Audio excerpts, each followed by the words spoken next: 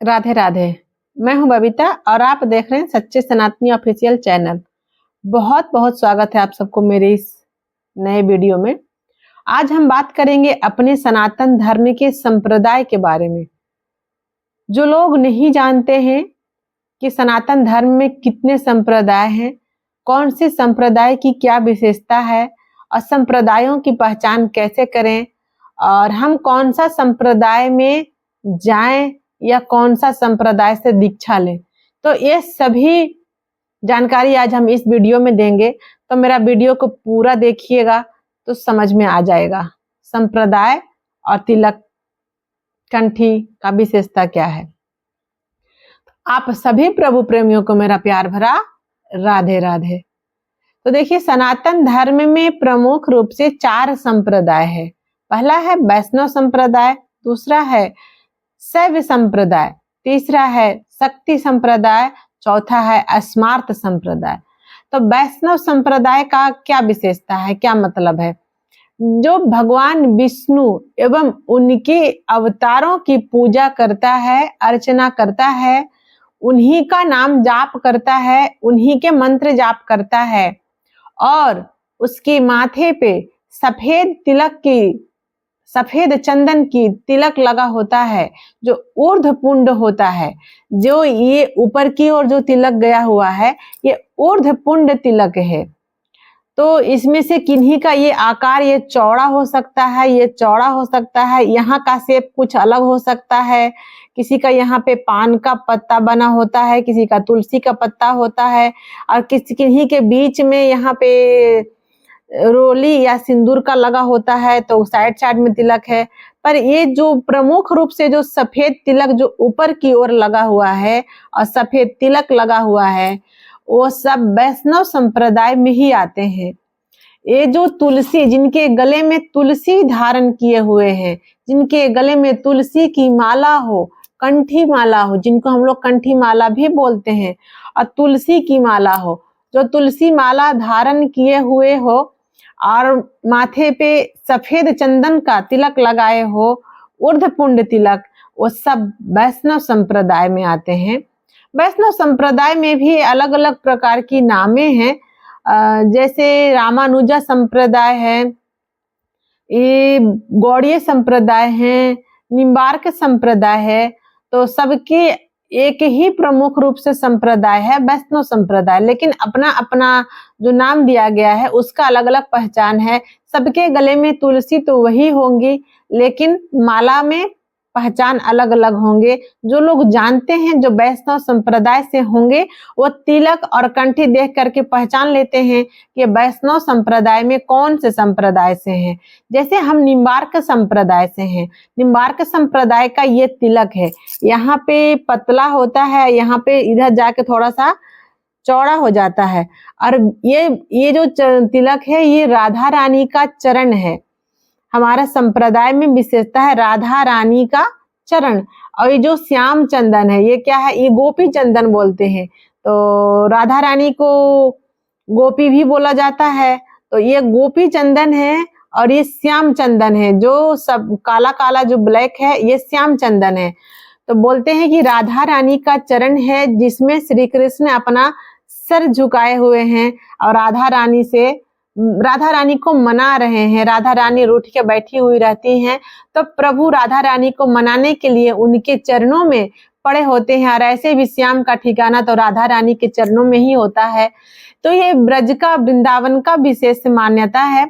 निम्बार्क संप्रदाय का ये तिलक है। ये गौड़ीय संप्रदाय का जो तिलक होता है वो सीधा होता है, एकदम यहाँ से ये सीधा होता है, पूरा सीधा, बीच में पूरा खाली होता है। और यहाँ पे तुलसी के पत्ता का आकार होता है।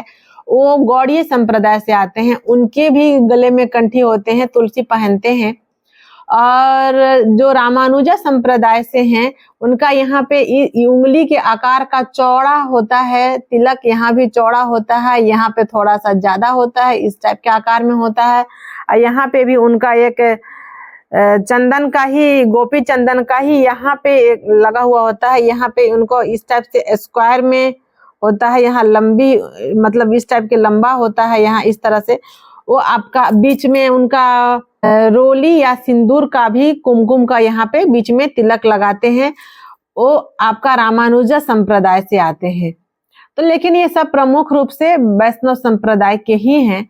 और रामानुजा संप्रदाय के जो तुलसी पहनते हैं, उनका एक मान्यता है कि प्रभु जो हैं वो हृदय में वास करते हैं। वैष्णव के हृदय में प्रभु का वास होता है, भगवान नारायण का वास होता है।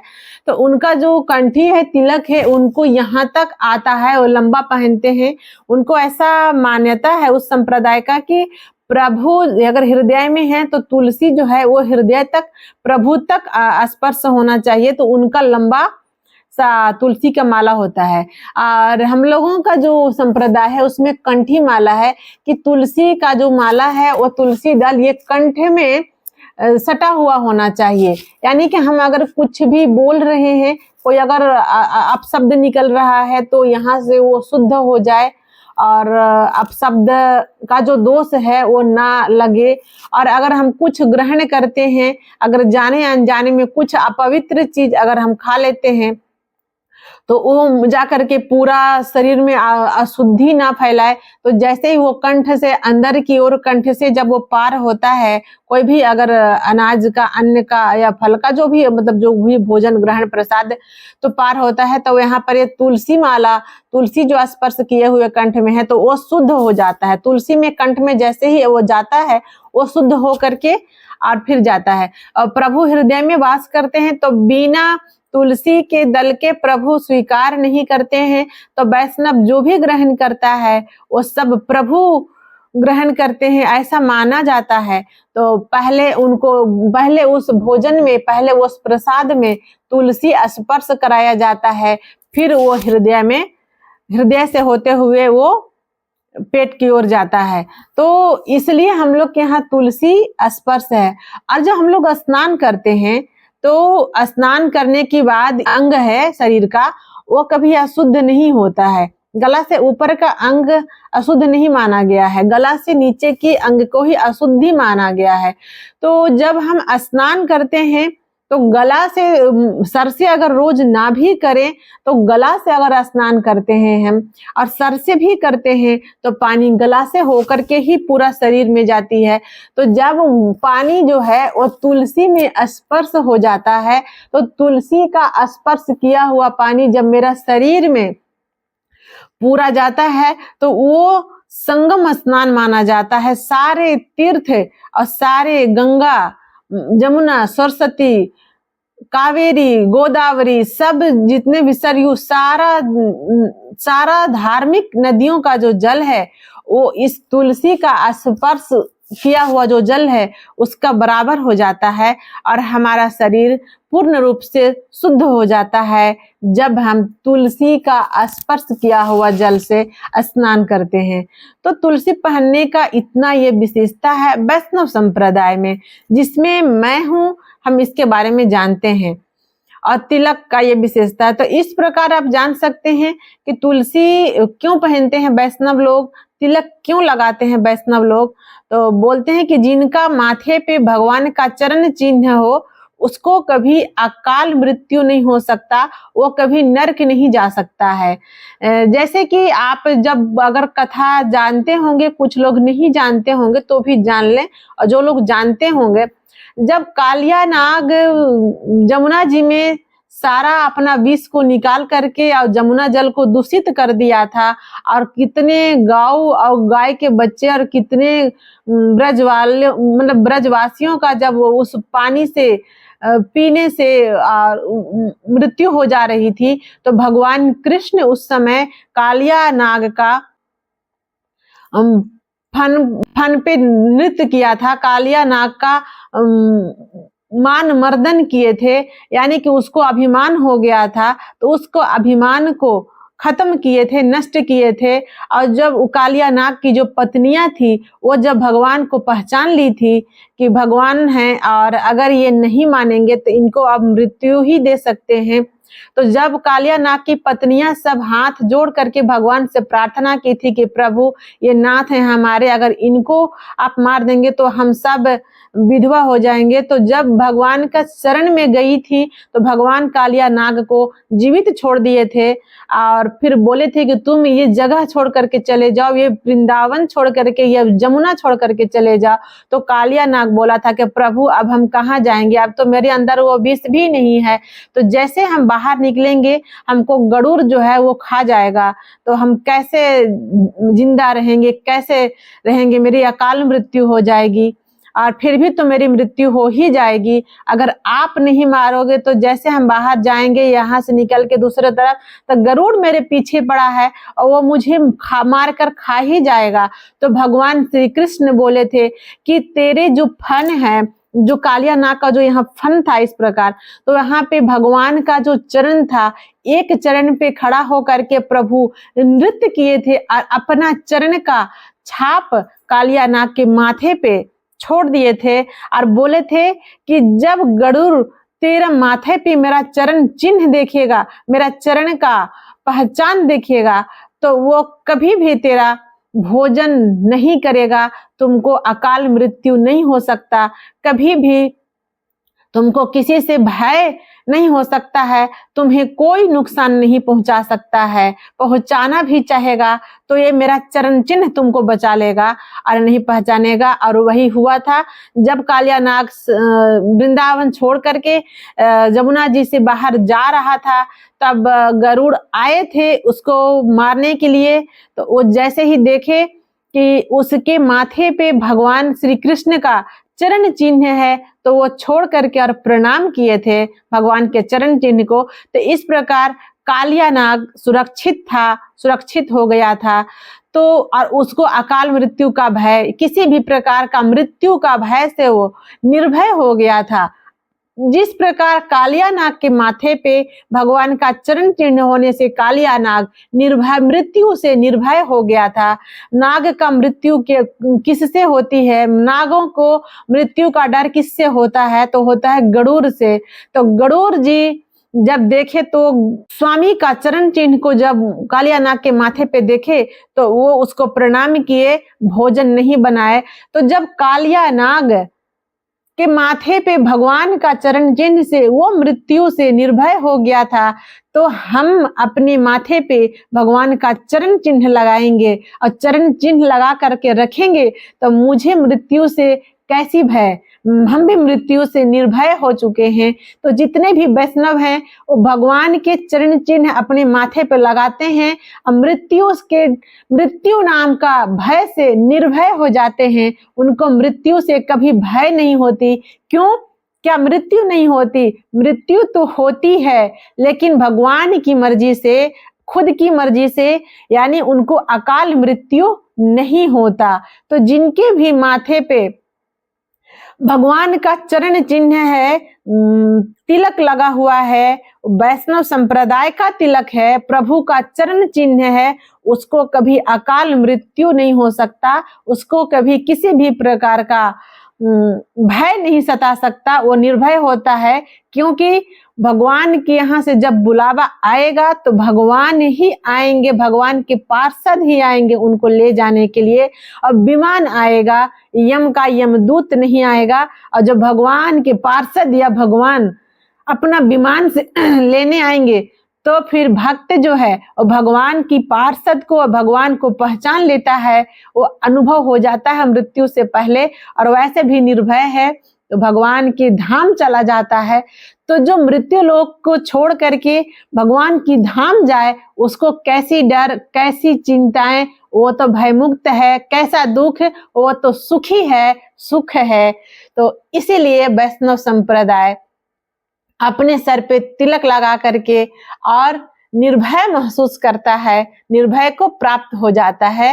तो जो लोग चाहते हैं भय मुक्त होना, जो लोग चाहते हैं मृत्यु का भय, किसी भी प्रकार की का जो भय है उससे मुक्ति हो जाना, तो वैष्णव संप्रदाय में आए, वैष्णव संप्रदाय के गुरु से गुरु दीक्षा लें और वैष्णव संप्रदाय का जो मंत्र है उसका जाप करें। अपने माथे पे ऊर्ध्व पुंड गोपी चंदन का, सफेद चंदन का तिलक लगाएं, प्रभु का चरण चिन्ह लगाएं, गले में तुलसी धारण करें और सारे भय से मुक्त हो जाएं, निर्भय होकर के प्रभु का नाम करें, भजन करें, कीर्तन करें। ये हमारा वैष्णव संप्रदाय का विशेषता है। और जो पीला तिलक लगाते हैं, पीले कलर का चंदन लगाते हैं, और वो जो इस प्रकार का त्रिदंडी कहा जा सकता है, जो 3 उंगली का जो इस प्रकार तिलक लगाते हैं, वो जो है वो शैव संप्रदाय से हैं।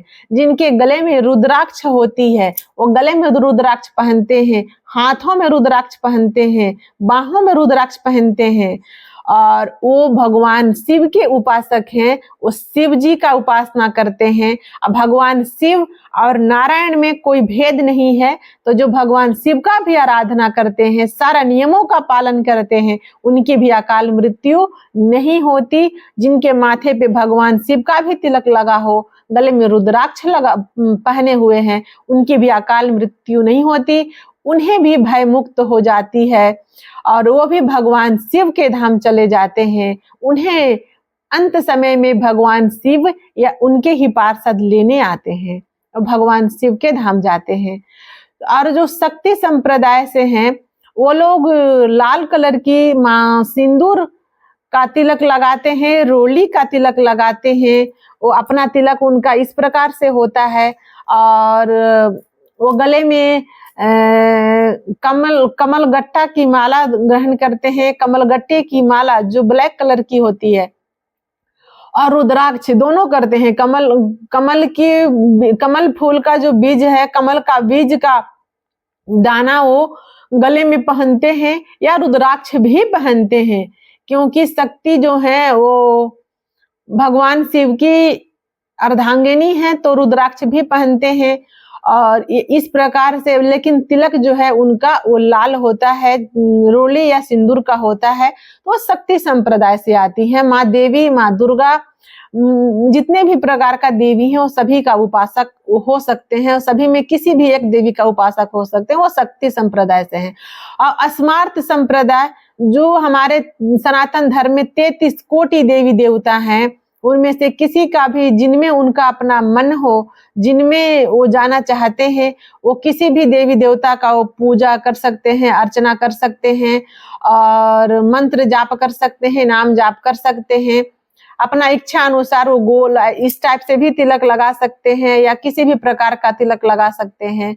वो स्मार्त संप्रदाय में आते हैं, लेकिन है हमारे चारों वैष्णव संप्रदाय के ही हैं। तो अगर आपको मेरा ये वीडियो अच्छा लगेगा, अगर ये जानकारी आपको अच्छा लगेगा, तो मेरा चैनल को सब्सक्राइब कीजिएगा, लाइक जरूर कीजिएगा, क्योंकि आप लोग का एक लाइक हमको और वीडियो बनाने में ऊर्जा प्रदान करती है। हमको अच्छा लगता है कि हाँ, किसी को तो अच्छा लगा, तो आप लाइक करते हैं तो हमको समझ में आता है कि हाँ, मेरा वीडियो से किसी को कुछ अच्छा लगा, तो और बनाएंगे। इस प्रकार से आप लोग सपोर्ट कीजिएगा। और देखिए, जितने भी गंदी जो चीजें हैं, जो गंदी तरह के जो आज यूट्यूब में है, उसको देख करके जो टाइम व्यर्थ करते हैं, अपना मनुष्य जीवन मिला है, आपका समय बहुत मूल्यवान है, वो मूल्यवान समय को व्यर्थ ना करें।